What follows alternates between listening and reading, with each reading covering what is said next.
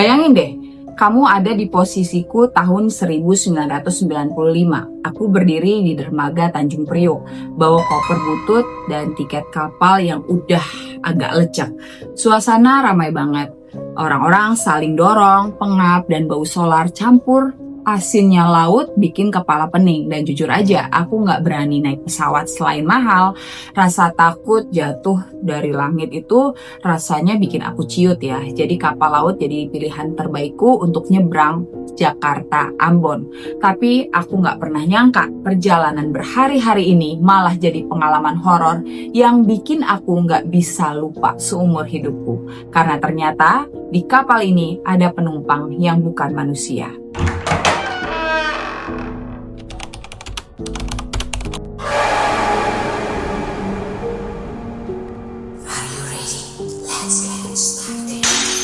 Hai guys, thank you for coming and welcome back ke Kerok, kisah epic horor kamu, aku, kita, bareng aku, Refty Betrisva. Dan hari ini aku akan bawain cerita horor yang jujur aja bikin bulu kuduk aku merinding sekaligus kita mikir gitu ya, kok bisa ya kejadian ini beneran terjadi gitu. Dan hari ini aku akan ceritain cerita guys Kerok.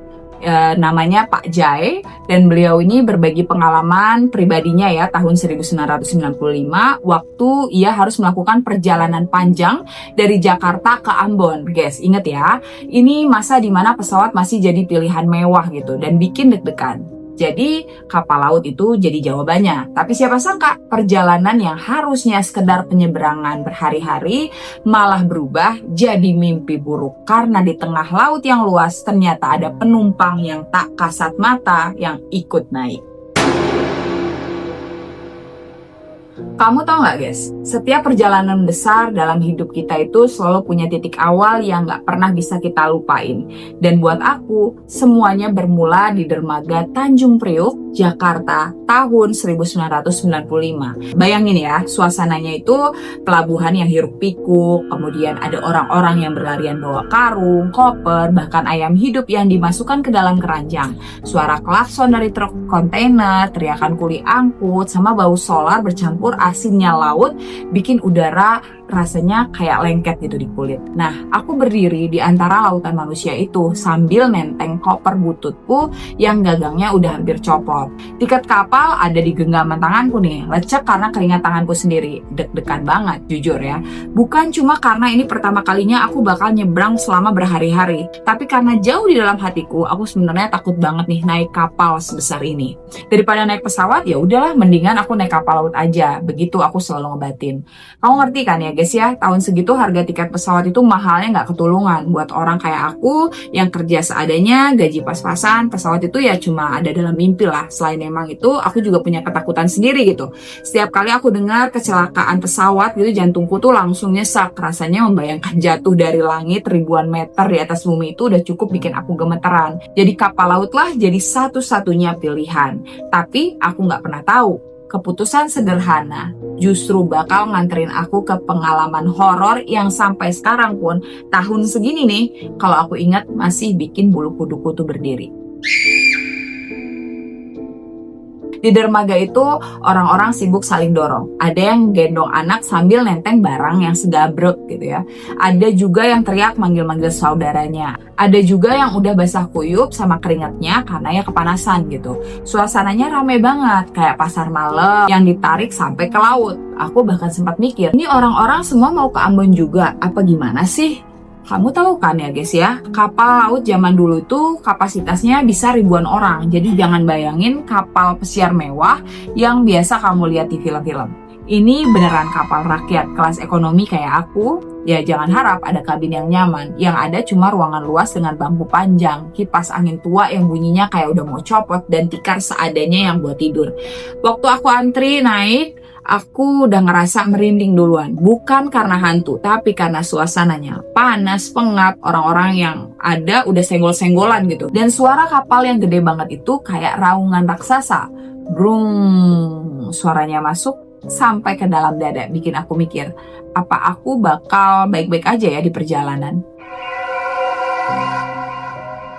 Akhirnya setelah ngantri lumayan lama, tibalah giliranku buat naik. Aku injak tangga besi yang udah berkarat dan rasanya langsung goyang. Ya Allah, jangan sampai aku jatuh ke laut. Aku bergumam sambil pegang erat ke tali tambang di samping tangga. Air laut di bawah kelihatan hitam pekat, berombak pelan, tapi entah kenapa bikin aku ngeri, guys. Begitu masuk ke dalam kapal, hawa langsung berubah. Dari panas terik dermaga, masuk ke ruangan kapal rasanya kayak ke dunia lain. Ada bau lembab, bau karat besi, dan gimana ya, semacam aroma anyir yang gak jelas datang dari mana. Aku sempat mikir nih sebentar, nengok ke kanan ke kiri, dan ngeliat orang-orang yang udah sibuk nyari tempat duduk. Aku jalan cepat, cari ruangan kelas ekonomi, dan setelah aku nemuin, aku langsung ngedrop koper di bawah bangku panjang. Terus duduk sambil ngelap keringat ya, pakai sapu tanganku. Oke, ini baru permulaan, aku bilang dalam hati. Guys, kamu tahu nggak, yang bikin perjalanan panjang ini makin menarik sekaligus serem, ya justru karena orang-orang sekitar kita. Di sebelahku ada keluarga muda yang bawa 2 anak kecil.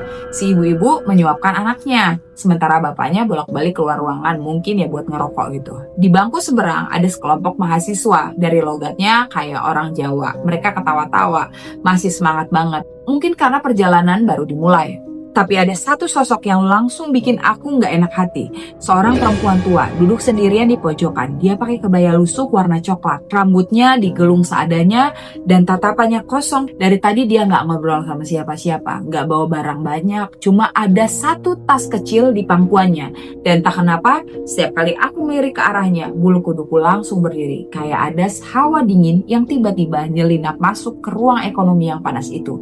Dan aku buru-buru nengok ke arah lain. Pura-pura sibuk ngelap keringat lagi. Gak lama kemudian, suara sirine kapal meraung panjang.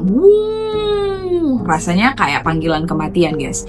Jantungku langsung berdegup kencang. Kapal perlahan mulai bergerak meninggalkan dermaga Tanjung Priok.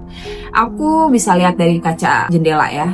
Garis pantai Jakarta makin lama makin jauh dan gedung-gedung tinggi mengecil. Suara hiruk pikuk pelabuhan makin lama makin samar sampai akhirnya yang tersisa cuma suara mesin kapal dan juga debur ombak yang nyerang ke badan kapal.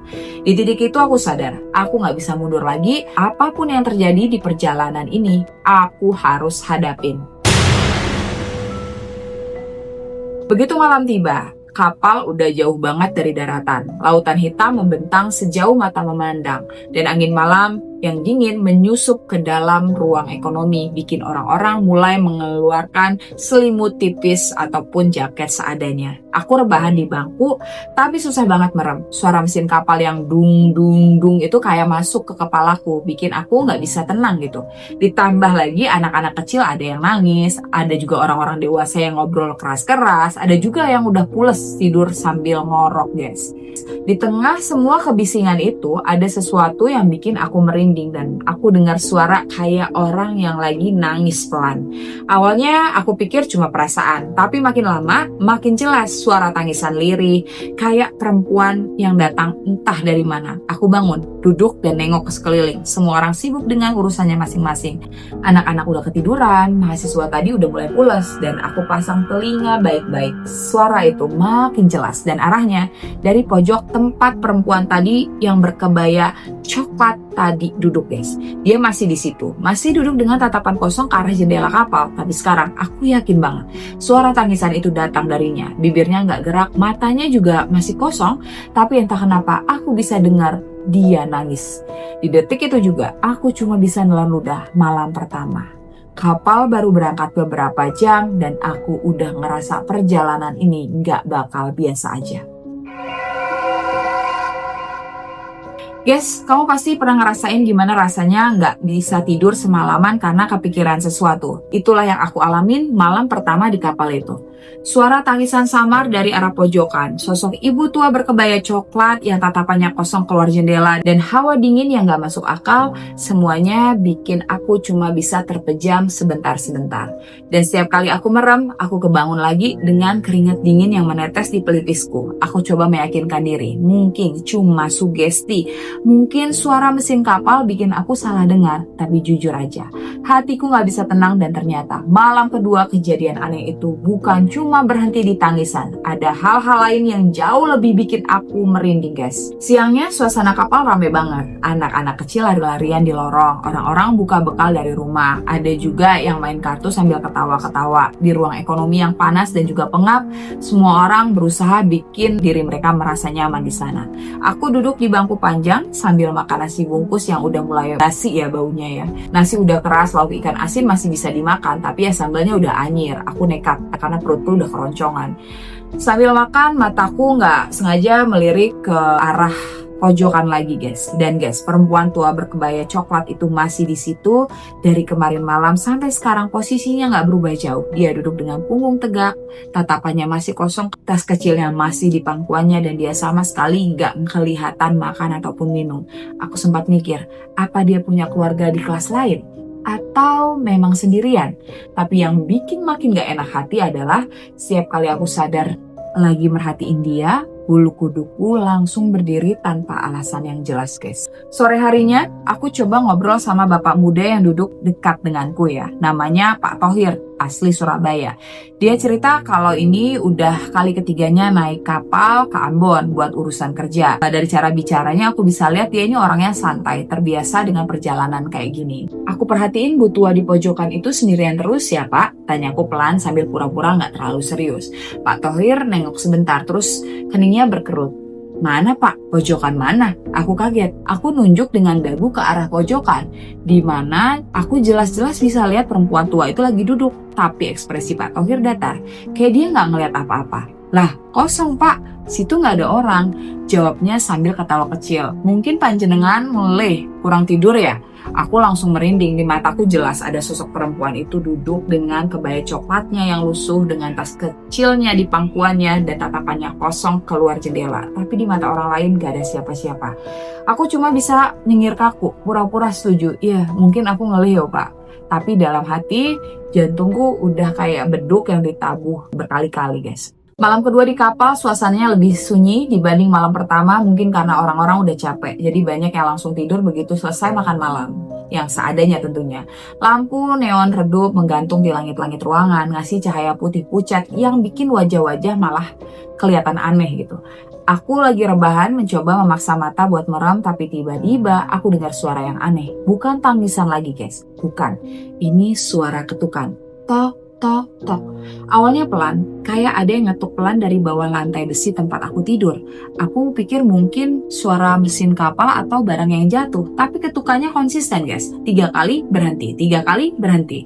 Aku duduk, napas mulai gak teratur. Dan aku coba nengok ke sekeliling, semua orang tidur, termasuk keluarga kecil dan juga mahasiswa tadi. Bahkan Pak Thohir udah ngorok keras. Tapi suara ketukan itu terus berulang dan pelan-pelan suaranya berubah dari bawah lantai. Sekarang terdengar kayak dari balik jendela bulat di dinding kapal. Aku refleks nengok dan guys, aku langsung ngerasa darahku beku. Dari balik kaca jendela bulat itu, aku lihat sesuatu guys. Ada wajah pucat dengan mata hitam besar, rambut panjang basah menempel di pipinya dan bibirnya membiru. Sosok itu nempel di kaca dari luar kapal. Di tengah laut yang gelap, tangannya pucat ngetuk-ngetuk kaca dengan ritme yang sama. Tok, tok, tok. Aku langsung mundur, hampir jatuh dari bangku. Suara ketukan berhenti dan ketika aku berani menengok lagi, sosok itu udah gak ada. Cuma gelap lautan dan percikan ombak yang kelihatan. Aku kira malam itu bakal berakhir setelah penampakan di jendela. Tapi ternyata belum guys. Waktu aku akhirnya berhasil memejamkan mata sebentar, aku kebangun lagi karena ngerasa ada yang bisikin di telingaku. Suara perempuan lirih. Irih banget. Sampai bulu kuduk di tengkukku berdiri semua. Dia bilang, "Kenapa kamu naik kapal ini? Kenapa kamu ada di sini?" Aku langsung meloncat dari bangku, napasku ngos-ngosan, orang-orang di sekelilingku masih tidur, gak ada yang keganggu. Aku nengok ke sekeliling dengan panik dan di pojokan. Aku lihat perempuan tua berkebaya coklat itu masih duduk. Tapi kali ini, dia gak cuma duduk diam. Aku ngelihat kepalanya pelan-pelan miring, kayak lagi ngeliatin aku. Senyum tipis muncul di bibirnya, senyum yang dingin, yang bikin seluruh tubuhku menggigil guys. Besok paginya, Aku bangun dengan kepala berat, aku coba meyakinkan diri lagi, mungkin mimpi. Tapi rasa lelah dan dinginnya badan bikin aku tahu kalau itu nyata. Aku coba cari perempuan tua itu lagi, tapi anehnya bangkunya sekarang kosong. Aku muter-muter ruang ekonomi, nengok ke lorong, ke dek atas, tapi sosok itu sama sekali nggak kelihatan guys. Yang bikin aku makin bingung. Waktu itu aku nanya ke beberapa penumpang lain dan mereka semua nggak pernah lihat ada perempuan tua dengan kebaya coklat. Bahkan petugas kapal yang lagi lewat pun bilang, mas nggak ada. Mungkin mas halusinasi, capek kali. Tapi aku tahu guys, aku nggak halu, aku lihat dia, aku dengar tangisannya, aku bahkan dapat bisikan di telingaku sendiri. Dan di titik itu aku sadar guys, perjalanan ini nggak cuma panjang dan melelahkan. Ini bakal jadi perjalanan yang menyingkap rahasia gelap, rahasia yang mungkin udah lama terkubur di dasar laut. Aku nggak nyangka malam kedua, ini baru permulaan. Karena di malam-malam berikutnya, kejadian yang lebih mengerikan masih menunggu aku. Guys, kamu pasti pernah ya ngerasa penasaran kan? Ketika sesuatu bikin kamu takut setengah mati, tapi entah kenapa justru dorongan buat ngeliat lebih besar lagi, makin kuat tentunya. Nah, itu yang aku rasain di malam ketiga di kapal itu. Setelah 2 malam, aku digangguin sosok perempuan tua berkebaya coklat dan juga bayangan menyeramkan di jendela. Rasa penasaranku malah gak bisa ditahan guys. Kalau aku terus-terusan diem, aku malah makin dihantui. Begitu di pikiranku. Jadi malam itu aku nekat keluar dari ruang ekonomi buat nyari udara segar di geladak atas. Jam udah nunjukin lewat tengah malam, ruang ekonomi remang-remang, cuma ada cahaya lampu neon redup yang sesekali kedap-kedip kayak hampir mati. Orang-orang di sekelilingku banyak yang udah tidur, suara ngorok bersaut-sautan, ada juga yang masih gelisah muter-muter posisi tidurnya. Aku bangun pelan-pelan, gak mau bikin suara. Langkahku aku tarik pelan-pelan, ngelewatin koper dan juga barang-barang yang berserakan di lantai. Begitu keluar dari lorong kapal, suasananya langsung berubah, sepi, sunyi yang berat. Lampu-lampu kecil di sepanjang lorong cuma nyala redup, bikin bayangan panjang di dinding besi kapal. Suara mesin masih terdengar, dung, dung, dung, tapi kali ini lebih bergema. Kayak jantung raksasa yang berdetak di perut kapal. Aku jalan perlahan, ngelewatin pintu-pintu kabin kelas lain yang tertutup rapat. Sesekali aku ngerasa ada bayangan yang melintas di ujung lorong. Tapi waktu aku meremlek, gak ada apa-apa. Akhirnya aku nemu tangga besi yang mengarah ke geladak atas guys. Tangga itu sempit, karatan, dan tiap kali aku injak bunyinya tuh nyaring banget. Krek, krek. Setiap langkah rasanya kayak mengundang perhatian sesuatu yang gak kelihatan. Dan jantungku berdegup lebih cepat. Napasku mulai gak teratur. Tapi aku terus naik dengan tangan yang menggenggam erat pegangan besi yang dingin dan juga licin. Sampai di pertengahan tangga, aku berhenti sebentar. Entah kenapa, ada perasaan yang aneh, kayak ada yang ngikutin aku dari bawah. Aku coba nengok, dan guys, aku hampir jatuh saking kagetnya. Di bawah tangga, samar-samar aku lihat sosok perempuan tua berkebaya coklat. Dia berdiri tegak, tatapannya lurus ke arahku, matanya kosong, wajahnya pucat, dan senyumannya tipis banget.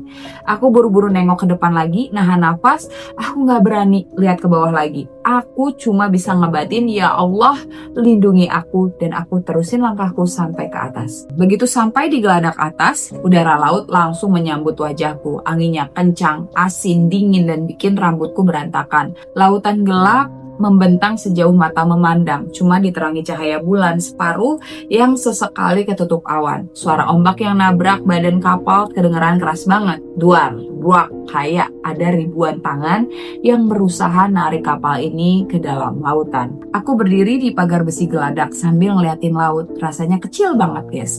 Di tengah lautan luas kayak gini, aku cuma setitik manusia yang gak ada artinya. Kalau sesuatu terjadi di sini, gak ada yang bisa nolong. Aku tarik nafas berusaha menenangkan diri gitu ya, tapi justru disitulah aku ngeliat sesuatu yang bikin bulu kudukku merinding lagi guys. Di antara gelombang laut yang hitam, aku ngeliat bayangan putih melintas. Awalnya aku pikir cuma buih ombak, tapi bayangan itu bentuknya jelas banget, panjang, berambut dan bergerak melawan arus.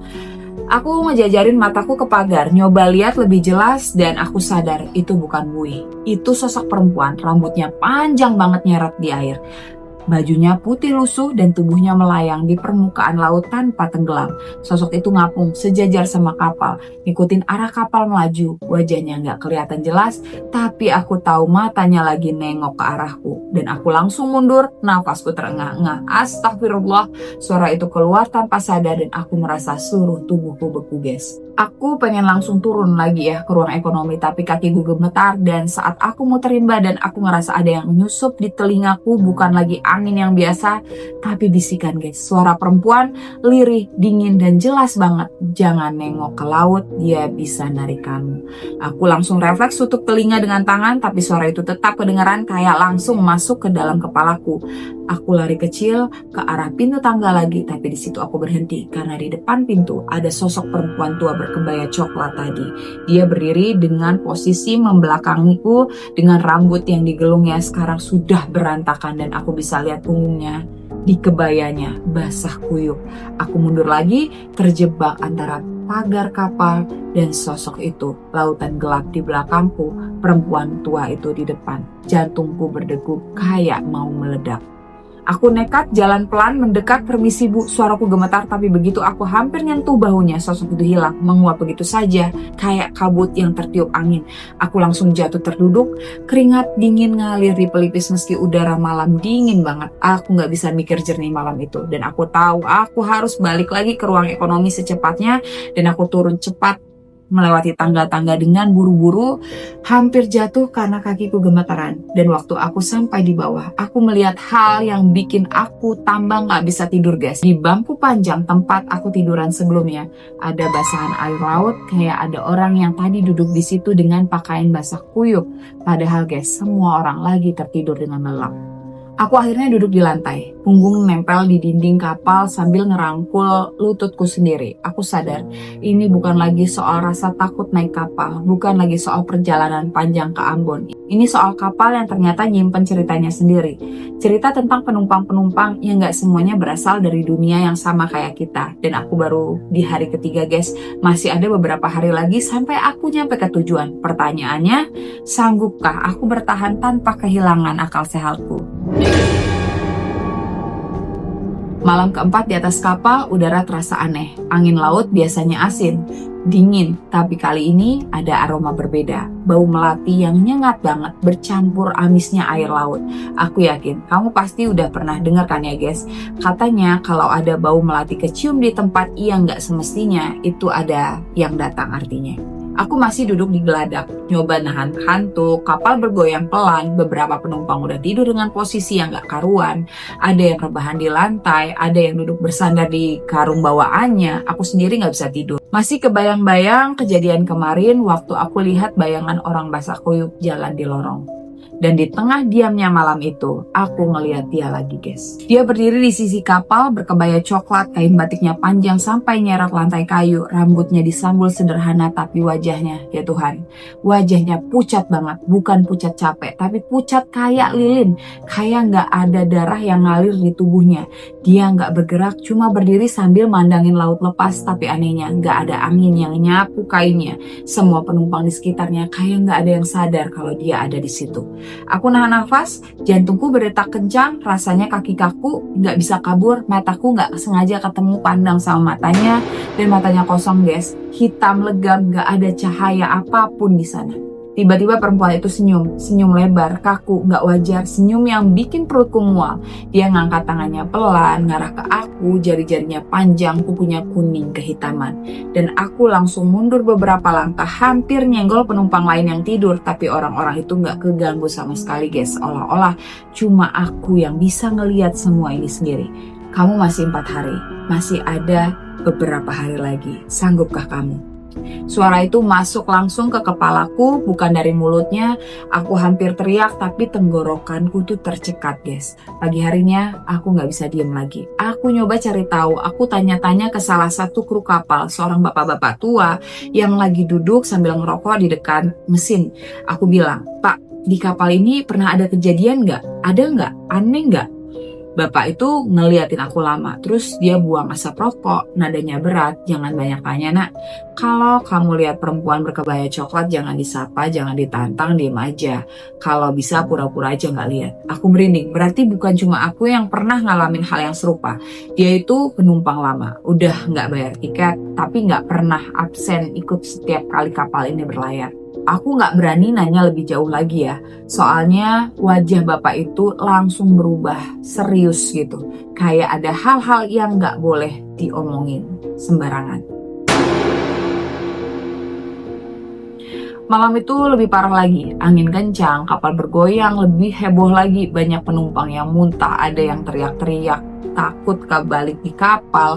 Aku berusaha tidur tapi sekitar jam 1 pagi aku kebangun lagi, dan kali ini bukan karena suara langka ataupun ketukan, tapi karena ada bau melati nyengat banget sampai bikin hidungku tuh panas. Aku buka mata dan dia ada di depanku. Perempuan berkebaya coklat itu berdiri di lorong, jaraknya cuma beberapa meter. Senyum lagi, tangannya nunjuk ke arahku. Lalu pelan-pelan dia jalan ke arahku, tapi jalannya gak wajar. Gak ada suara langkah, gak ada goyangan tubuh, cuma meluncur pelan kayak digeser sama angin. Aku panik, langsung bangun dan lari ke dek atas. Jantung rasanya mau copot, tapi sampai di sana aku makin kaget. Di dek atas ada beberapa orang yang juga gak bisa tidur. Mereka heboh ngomongin satu hal. Ada penumpang yang hilang, katanya seorang pemuda yang duduk dekat pagar kapal tiba-tiba gak ada. Tas dan sandalnya masih di situ, tapi orangnya lenyap.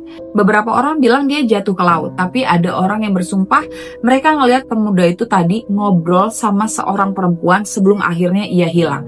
Perempuan berkebaya coklat, dan aku langsung lemas. Itu berarti dia bukan cuma nampakin diri ke aku, tapi dia juga bisa nyeret orang beneran. Tinggal sehari lagi aku di kapal ini, dan akhirnya aku akan sampai di Ambon.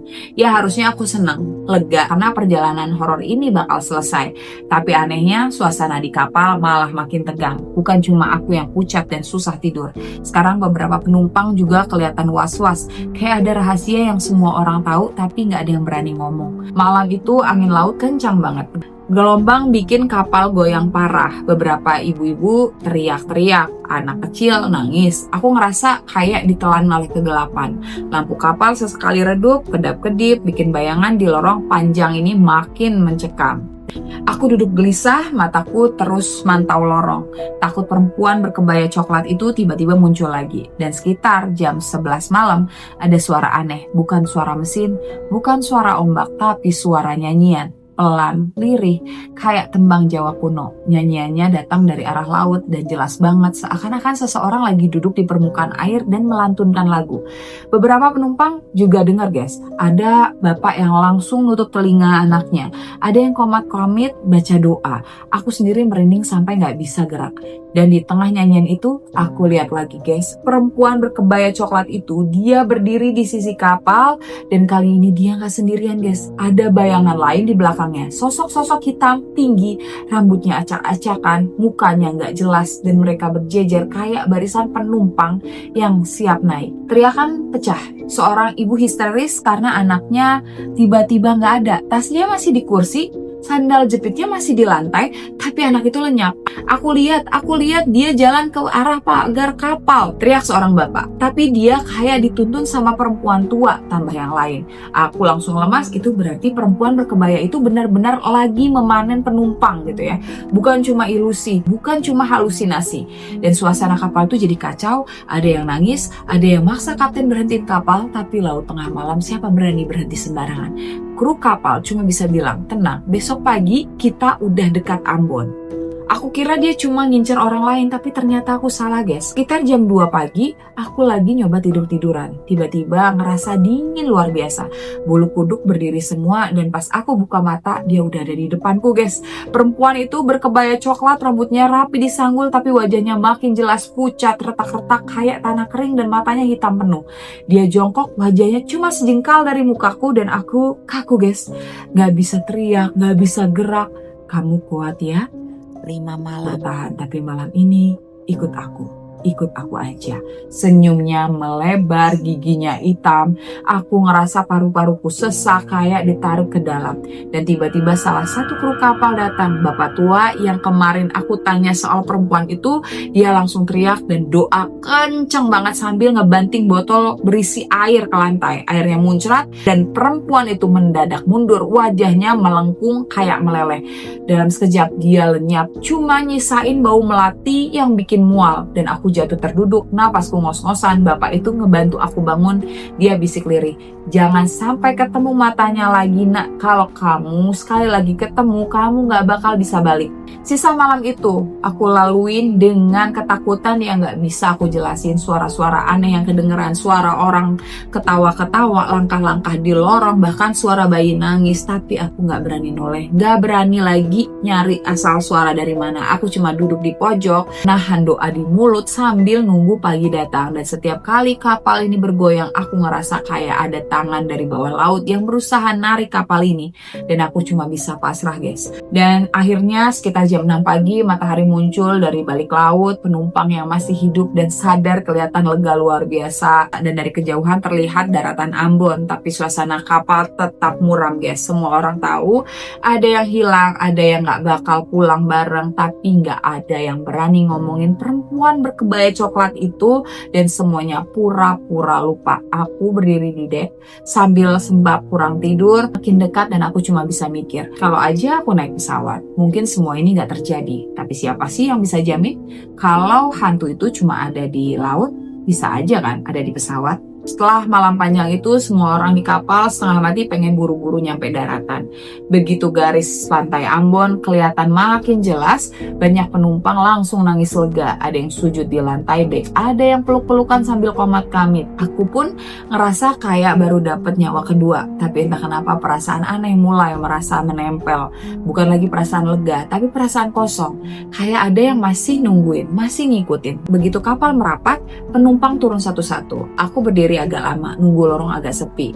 Koper lusuhku masih aku tarik, tapi langkahku berat. Rasanya setiap suara derit roda dari koperku di dermaga bikin telingaku berdenging. Pas aku akhirnya jalan turun, aku berhenti mendadak. Di antara kerumunan orang yang jemput keluarga masing-masing, aku ngelihat seseorang perempuan berkebaya coklat, berambut yang disanggul rapi, wajahnya datar, dia berdiri tegak seolah ikut nunggu seseorang, dan matanya nyapu ke arah penumpang, dan aku yakin matanya berhenti tepat di aku. Senyum tipis muncul kayak bilang, kamu kira udah bebas? Aku panik, buru-buru jalan lebih cepat, keringat dingin ngalir. Tapi anehnya orang-orang di sekitarku nggak ada yang nyadar. Mereka ketawa, mereka pelukan kayak nggak ada apa-apa. Di Ambon ramai kabar ada penumpang yang hilang di perjalanan. Tapi anehnya cerita itu cepet banget tenggelam. Nggak ada berita besar, nggak ada laporan resmi. Nama korban bahkan kayak dilupain. Aku nyoba tanya ya ke salah satu kru yang sempat nolong aku semalam. Bapak itu cuma geleng kepala lalu bilang pelan, setiap penyeberangan selalu ada yang bayar ongkos. Nah kadang kadang lebih, kalau nggak ada kapalnya yang nggak bakal selamat sampai darat.